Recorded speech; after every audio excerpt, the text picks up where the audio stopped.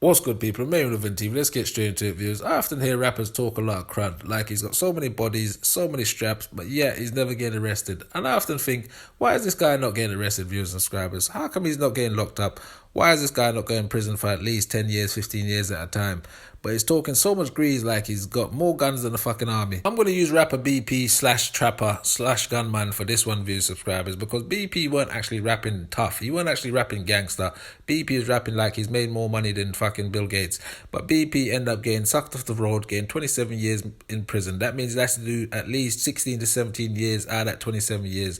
And he's 30 years old, so that means he's coming out when he's 45. Now, the reason I'm going to use BP, viewers subscribers, because I've seen a lot of rappers out here actually talking crud, as I said, but they're never getting locked up. Now, BP never went to prison because of what he was doing and what he was saying on the internet. BP actually went to prison, viewers subscribers, because of his enemies, because of what he done to his enemies and so-called people that you guys on the internet assumes tough out there. He actually done some things to them, but I'm not going to put the business out there. I'm just going to use this video as an example of when I hear a rapper, a few rappers talk so crud that you'll think to yourselves, hold up a second, they're tougher than John Gotti.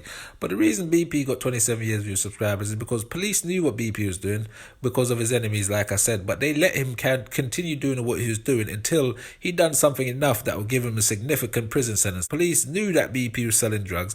The police knew BP was doing something to make money, but they couldn't pinpoint what it was until he done what he done to his enemies.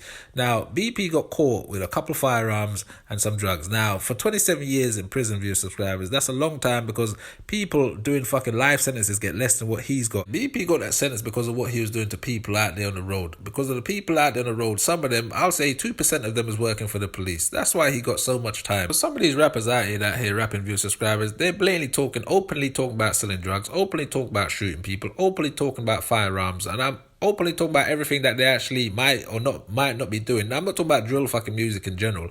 I'm talking about guys out here that are actually working with the police, because I always say to myself, any man that's shot more than 2 or 3 men and they've been arrested for the crime and they've been to that police station, there's only one thing they're doing in that police station is talking and working with the police.